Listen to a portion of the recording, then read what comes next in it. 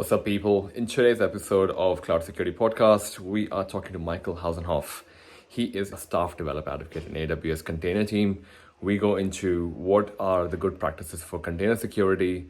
We also talk about Container Security 101 for those who don't know about container security. So we got into a lot of topics which are really interesting from a container security perspective. So you would really enjoy this episode. Please do subscribe if you want more videos like this, or head to cloudsecuritypodcast.tv to listen to the whole podcast and other shows from before. All right, let's get in the episode. Welcome to Cloud Security Podcast. Today, our guest is Michael. He is a developer advocate working for AWS at the moment, and I'm really excited to have him here to talk about container security. Welcome, Michael. Thanks for having me. For people who don't know you and haven't read any of your blogs or YouTube videos that you have, how do you tell people what do you do, and how do you introduce yourself to people? So I'm a practitioner trying to help people to, use containers safely. These pointy things that if you're running with those, you hurt yourself.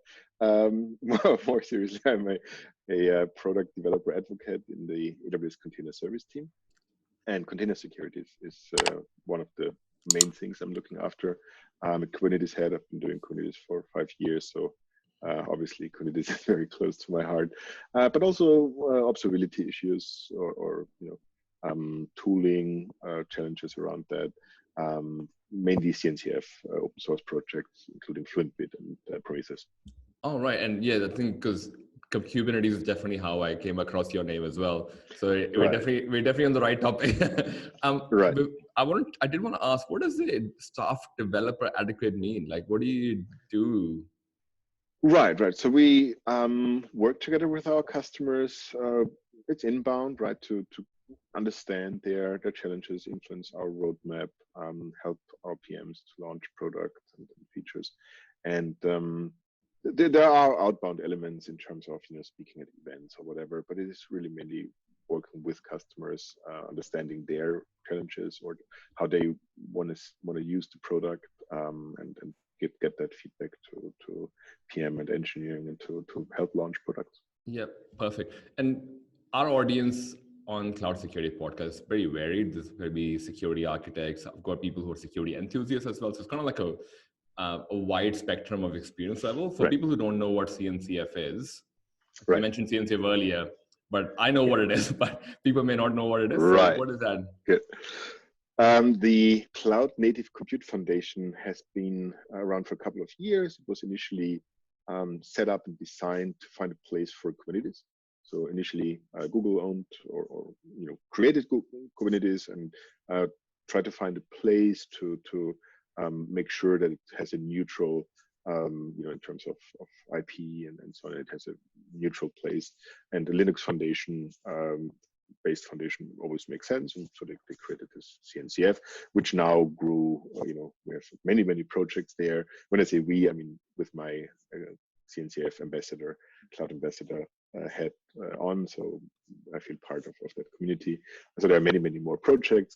Some of them that directly came out of the Kubernetes, ecosystem, like RTD, for example, Prometheus, etc. And others that were submitted to the CNCF and which are now considered part of the cloud native stack. That's a great explanation. I was going to ask you, because you mentioned cloud and container, and one of the questions that I ask a lot of guests is, what does cloud security mean for them? But I think what is container security is more appropriate over here in a cloud context. What does cloud security, or what does container security in cloud look like for you? So there are two approaches to that, I believe. On the one hand, you can have come up with new, very new and exciting concepts. Shift left or shift right. I never remember. So this idea of moving more to self-service for developers, and many other things. If you break it down, really, I assume that everyone is kind of familiar with what the cloud is, right? It's kind of like you rent capacity and whatnot in the same way that you rent electricity, right? Yeah. Just switch it on and pay for whatever you're using. This idea.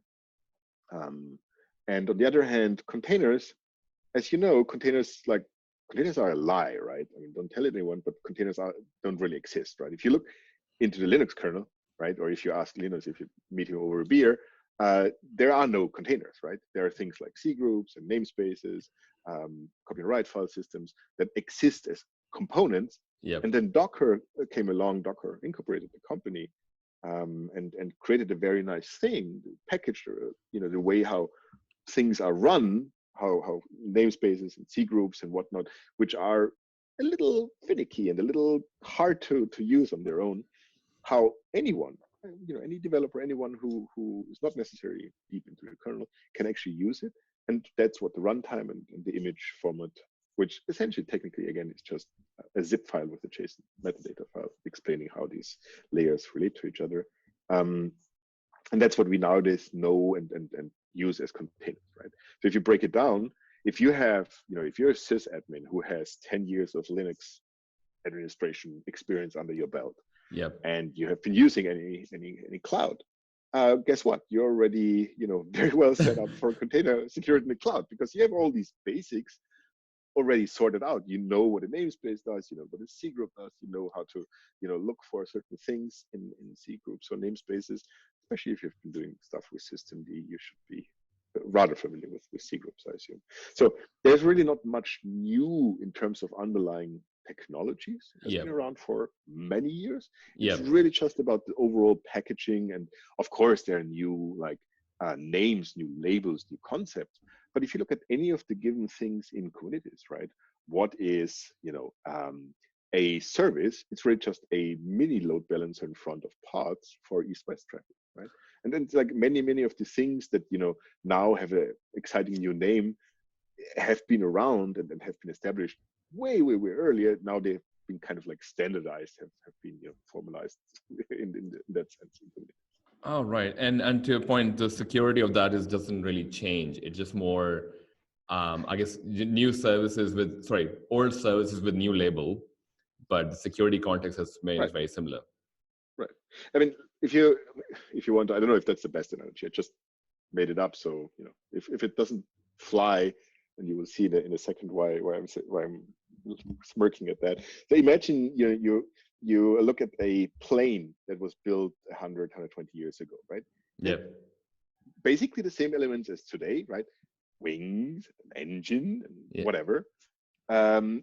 But without any doubt, currently what you're currently looking at, it's way more complicated, right? Because there are many more things that are automated. You have many more moving parts and so on. Yep. So you have many more potential points where it can break down, right? That's right. I mean, still, a plane without, with a missing wing was back then a problem, and it's still a problem. Yeah. But now you have many more problems that you back then didn't have, because it was like, this kind of like mechanical connection between your steering wheel and the back, and there was no three computers in there in between. So, that kind of thing. And in the same way, it's like we're still facing the same issues, right?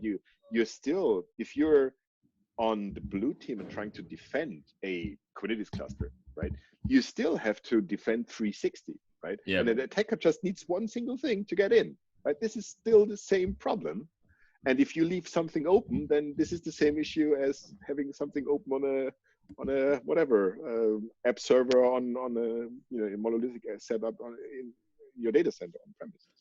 It's really just many more moving parts. Things have become manifold and complicated. So you need to be aware of many more things that you need to take care of, defend. And not all, like I once said in an interview that I think, and I got a lot of flack for that thing, I think that Kubernetes is actually safe by default. And what I actually should have said is, there are all these controls in there. Not all defaults are necessarily configured in a way that it's not an automatic foot gun. So everything is there. Yeah. if you disable the things right or enable the things right. So out of the box default is maybe not the correct thing, but it has all the things that you need. You have service accounts there, etc. You have everything there that you need to build it. Oh, perfect. Yeah, that's true. I mean, I guess it's up to the user to configure it, or I guess misconfigure it. The other question that I wanted to ask about was your blog article about polyglot cloud native compute. Right. What is that? And what can you tell us about that? Right. So the meme itself, this polyglot blah blah, is obviously, a ripoff of the, I can't remember, 20, can't remember, maybe 10, 12 years ago, polyglot persistence, right? This insight that in the context of microservices that you have many different kinds of data stores and use the best of breed or the best for the use case, rather than Yep. fitting everything into a relation database. And my observation was essentially the same with, you know, I see very often discussions, both on social media and with customers, this kind of like, containers versus lambdas, right, or whatever, right? I was like, well, in reality, I think what we will see over time, and maybe we're already seeing the first bits of it, is that we are living in a polyglot world where, um, for certain things, certain abstraction levels make more or less sense. So I do not think that there will be a world where, like everything will run in a container on Kubernetes, right? Or everything will be Lambda, or everything will be mainframes, or everything will be VMs.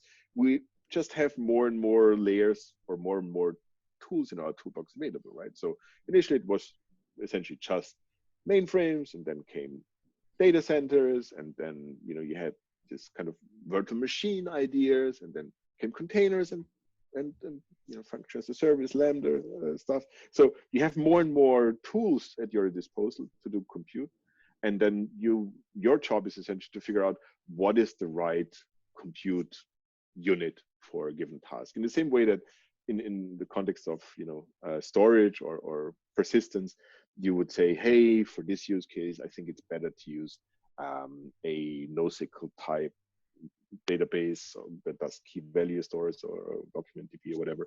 And Yep. here a relation database is actually the better choice, right? And in the same way, I think we will, going forward, do that much more with that kind of stuff, with cloud native stuff as well. We say, well, in this case, we need very tight control over everything, so we end up in a container setup.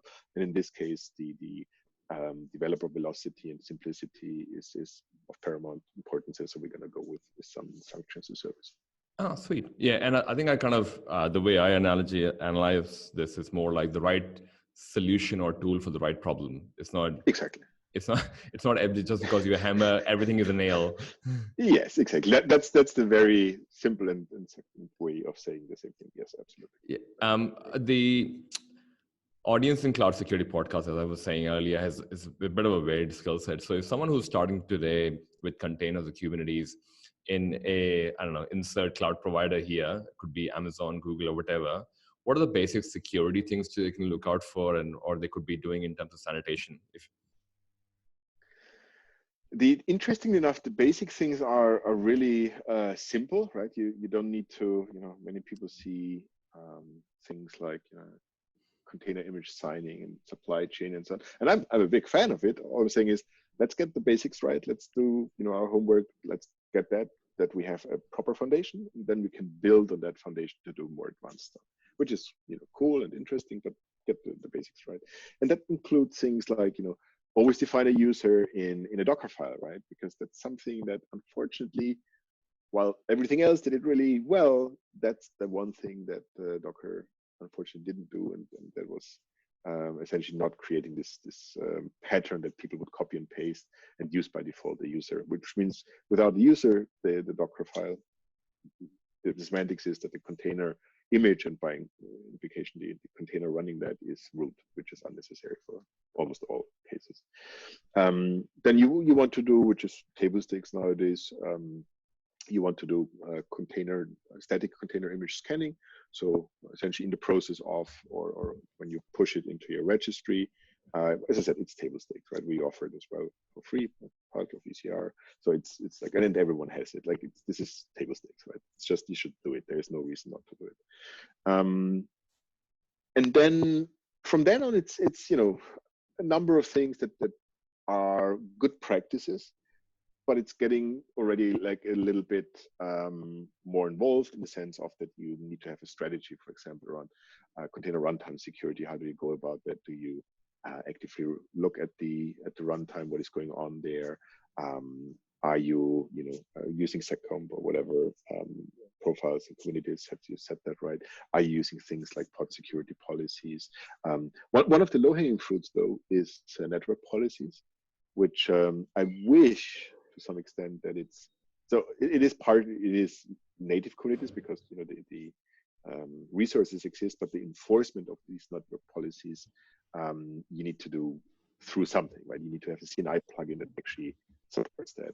And that's something, especially for networking folks and also security folks, which is probably a bit surprising that by default, all the pods can talk to each other throughout all and see each other throughout all the namespaces, right? When I saw that the first time, I was like, wow, that's interesting, Yeah. right? So in other words, you pretty much need a network policy that initially just denies everything, and then you just open up selectively and say, okay, here you can talk to this other one, and here you can have ingress, etc., etc. From a security perspective, it's a little bit shocking or interesting. But as I said, again, the things are there, right? Network policies are there. There's no reason not to use it. The only requirement is you need a CNI plugin that actually allows you to enforce these network policies. That's already pretty much it. Everything else is like, on top of that, sure, there are things around how to, good practices, how do you deal with, end-to-end encryption, MTLS, typically within a service mesh. You can go down really the route of full supply chain management, that you track the entire lineage, where does something come from, even including image signing, etc. But most of the things are already, like 80% is already done if you do the basics right. Yeah. Creating I guess to your point, are there things like, storing image in a local registry instead of like an online registry so that you have a local copy of it? Or I guess benchmarks? I see that quite often. Yeah, I see that quite often that, companies have something, either locally on premises or whatever, and only essentially push maybe once a day or whatever, scanned, proper, trusted images to, let's say, ECR, where they have their prod environment. Then yes, it's for multiple reasons, but yes, one of them, sure. Right. Being security. Right. Do you find that containers are ephemeral to a large extent, or is it more long-standing pets? Oh, sorry, not pets rather than cattle, I guess. Yes. So in general, it goes even a step further nowadays. I mean, the cats versus cattle. Did I just say cats versus cattle? Yeah, cats versus cattle. Nice phrase. That has been around for long, and immutable infrastructure, etc. But nowadays, it's actually like treat clusters, like entire clusters as cattle, right? You should be able to ramp up the entire cluster from whatever your environment is, including all the components that you want to have in there, monitoring and logging, tracing, everything, just like that. Because if you have an issue, whatever, you just nuke it and start fresh, right? Don't try to fix a cluster and then have the same thing that you had with VMs or whatever 10 years ago. And containers, obviously, by extension. And I think maybe the more interesting question is, if I may slightly rephrase that, is, are they supposed to be stateless or not? And that is where it's a bit like, where do you draw the line? If you look at the Lambda function, the function as a service, which by nature, by design, is stateless, and you have this this challenge of what we call state hydration, right? If you have a function that is stateless and that doesn't need any state to do something useful, that's great, right? In the same way, if you have a long running container that just I don't know, transforms something, whatever, doesn't need any state to function, that's fine.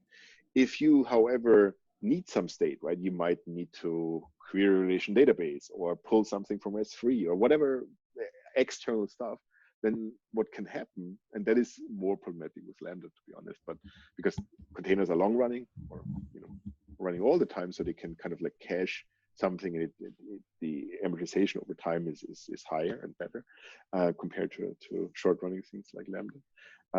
But still, the challenge is there, right? Where do you draw the line between stateless and it depends a bit on some external state versus fully stateful.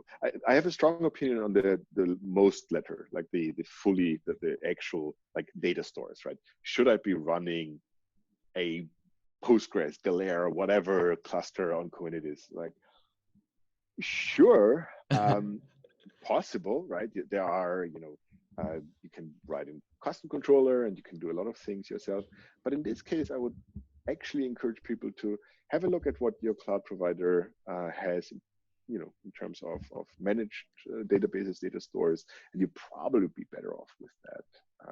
So If you think like containers, end to end, like sorry, I was going to say, so containers should be stateless, is that what you're saying? And move data stores to, say, something like an RDS or a dedicated data store? if the question is, really a pure data store, right? Database, data store, Cassandra and MongoDB and Postgres and MySQL, Maria, whatever. My answer would be, well, if you know how to run that thing, right, Yeah. including it's not only data stores, it's like Kafka and many anything that persistently keeps some data around. Let's put it that way. If you know how to run that thing in a non-containerized setup, right, Yeah. then great, because then you can relatively straightforward take that experience and write a custom controller that essentially codifies what you did manually. And those are many things that is like, and I have seen the same thing at Mesosphere when we back then wrote framework schedulers, which essentially is the equivalent to Kubernetes custom controller, which did the same thing, right? If you knew how to do Cassandra and Kafka, whatever, in a non-containerized setup, you're able to put them into a controller or whatever that essentially does the same steps that you do manually. It's still hard, I would argue, that if you're human and you've been operating, let's say, a Kafka cluster for 5 years, you kind of like, even by just listening to how the logs hum or whatever, you can tell what's going on.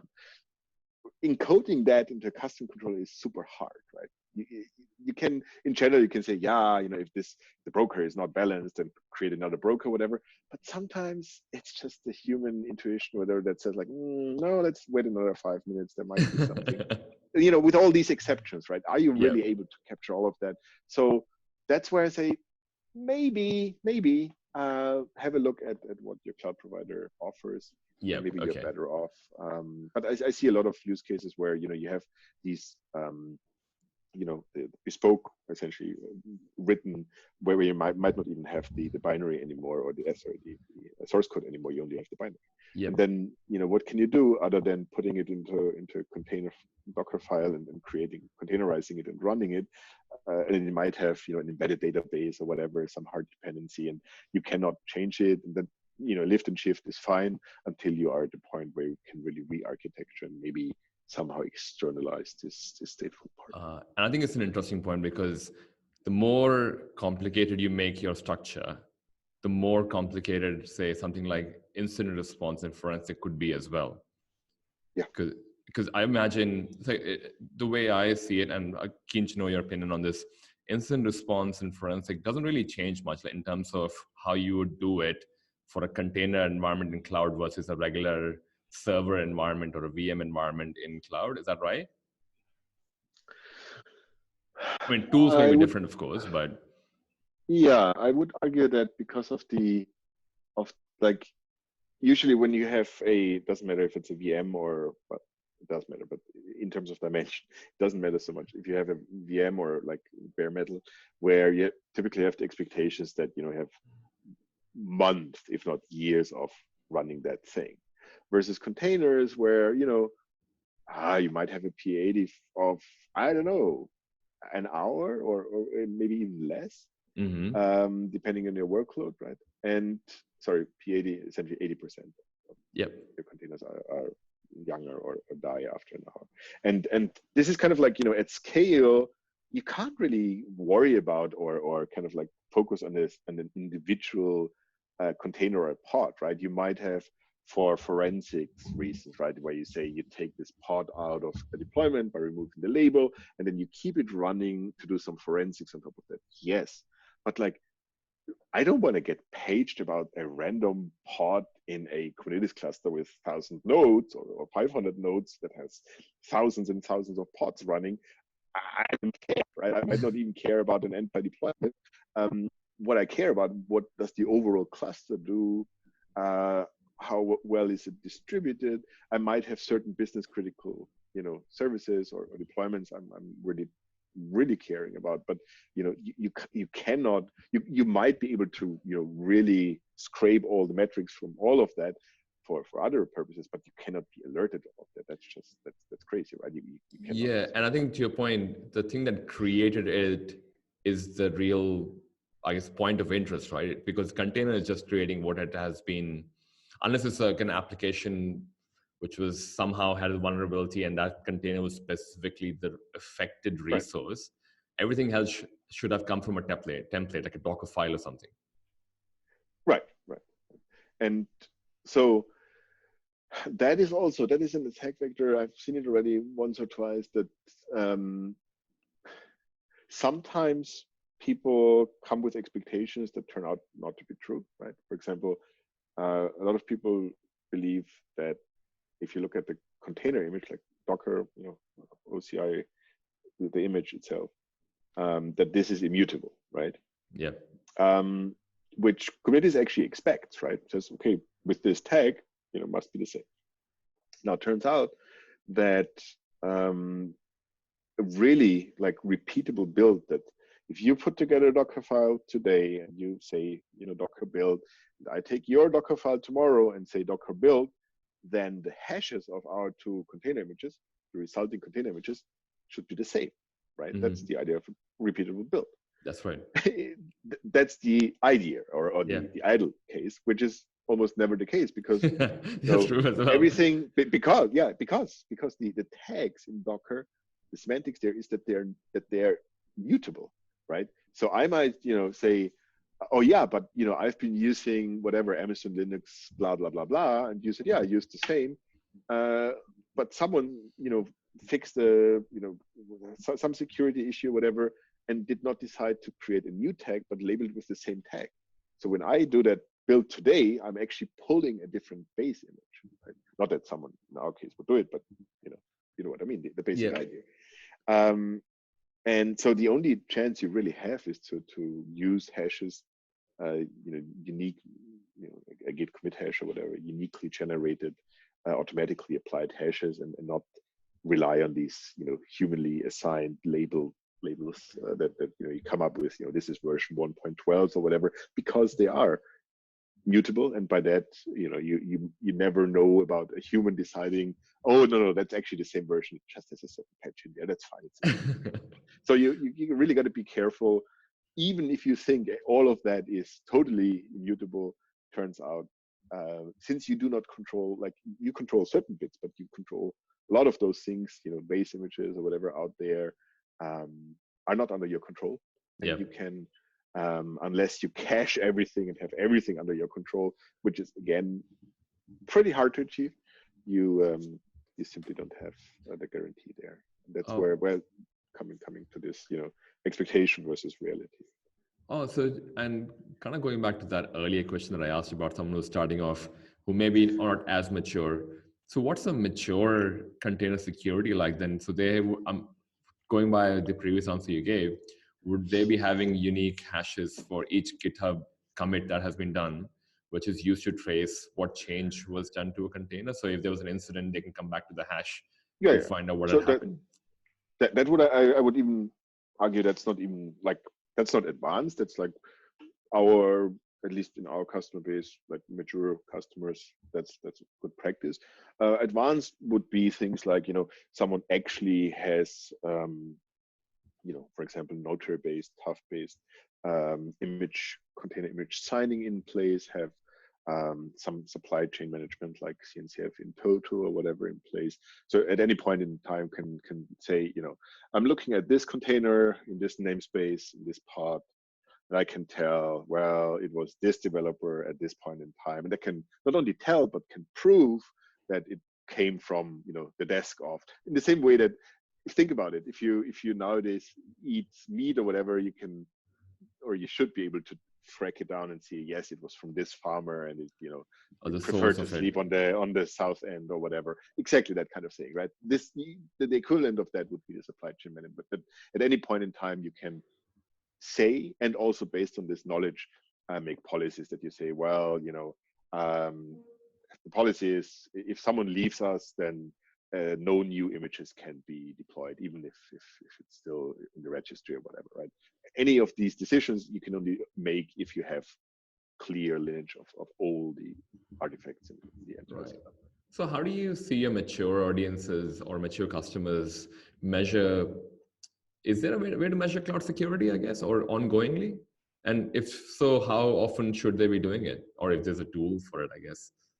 So measuring in the sense of like, having a or a set of indicators, I think doesn't make a lot of sense. I think security is something, it's like, in music or whatever, if you stop practicing, then, you usually get worse over time. It's like swimming upriver, which means you can constantly test someone, right? You can have pen testers or whatever saying like, look, we believe that we covered all our bases, try to, with a certain, try to get the data, or try to do something, and based on that, you can iterate. I don't really think that there is something like, the checklist of things that, I can give a rubber stamp, I can give approval. Yes, you're perfectly set up. And this is not my aim. My aim is about awareness, because there are so many moving parts. Communicating and establishing and communicating good practices around that, essentially seeing what works for others, trying to, codify that or share that. Yep. And then based on that, as I said, I very much believe in this kind of like, red team pen tester approach, where you see, where you can actually test your the imagined shield that you have put around your infrastructure. Oh yeah, but I guess where I'm coming more from is that, because pen tests won't happen that often. It would, I mean, because budget constraints, obviously, and a lot of people would just say, "I'm deploying this feature. It's not really a major feature; it's just a minor feature, so we don't really need to do pen test." Like, how things like Right. that happen, and that's kind of where a lot of security folks would ask about. Well, it's all well and good, but if I were to go 6 months after a pen test, how do I know what my current security posture for my kind of Right. cluster is? Like things Right. like that. That's kind of where I was coming from. Mm. Yeah, I think it's still early days to really have a good solid opinion on that. So as I said, I believe we all should be doing that, and have these reviews and actual attacks. It could be internal, it could be external. Maybe one can automate. I've started noodling around on a tool that essentially, I don't know if you're familiar with this idea of doing chaos testing, essentially nuking random Yep, pods, chaos and you see how engineering. Yeah, you're exactly right. And the question is, can you automate that to a certain degree? Essentially, think of it like, you have something that you all the known misconfigurations and whatnot that Kubernetes clusters have, where you just point this script or this tool at your Kubernetes cluster and say go, right? And obviously this is not comparable with an actual human doing penetration testing, but catching common things, at least it's automated, and you can run that, I don't know, every other week or whatever, and you get yep, this basic coverage for free. That would be, and there are already few of those out there. yep. I'm definitely not the first. Control Plane, UK-based startup, Andrew Martin, has already something out there. So there are many, folks who think along the same thing. At least automating the basics that people can then focus on higher level things Sure. where you actually need humans. Cool. No, thank you. Great answer. That's a good way for me to get into my next segment. The next segment is called Mythbuster, and it's basically, what are the myths around container security in cloud that you hear quite commonly? With containers, it's I don't know if they're really myths. It's more like misconceptions. Maybe it's a bit like, expectations being so high that it's kind of like the silver bullet that solves all your problems, where it's really just like, it's like, what do containers really do? Well, they manage in a very nice way to do application level dependency management, right? That's what they're for. Yeah. They're not primarily for isolation guarantees, etc., right? And that's where for the longest time, initially, I remember when we started off explaining containers, we always said it's not a VM, and we meant it always in the derogatory bad ways, like hey, containers are super fast startup. And I remember I was back at MapR, and we had a look at, I think it was Mesos, and one of our engineers there, security engineer, said, was shaking his head. It's like, but all of them, all of these containers are all sharing the same kernel. That's insane. And yeah, good point, right? And yes, there are projects like we have Firecracker that allow you to reintroduce this kind of isolation guarantees that you had, and without going back to this like minutes of startup time for a VM, right? You still have seconds or sub-seconds. This is the kind of like awareness and education that is still very much needed. Maybe like Yeah. bloated expectations, where in reality it's like, look, this is just stuff that we've been doing for a long time, Yeah. which now increasingly gets marketed and packaged in more sexy terms and more hot Right. terms than it really So is. I guess just in that same vein, then what are people not talking enough about in container security? So the people I'm across cloud providers and whatnot, and customers and so on, I think talk actually about the right things. I think that the number one challenge is, and it's getting better, is that it must be clear that in this containerized setup, in any like microservice setup where you have smaller units, many of those interacting, you're dealing with distributed systems. Um, it must be a shared responsibility. It must be, this can't be the job of the security team that comes in at some point in time and says, you can't do that, you can't do that, you can't do that. The developers need to be aware of that. Like, oh, I can't bake a secret into a container image, right? I cannot put the password in there, right? Everyone else who gets an image has that password, right? To obviously operations, like everyone needs to be aware of it. Each and everyone needs to do their share, Yeah. and maybe the security folks more from a enforcer and no, you're not allowed to a coaching, like, hey, these are good practices, here are the tools how you can check yourself if you conform to everything. More like coaches and coaches essentially. Oh, cool. No, thank you. That's a great answer.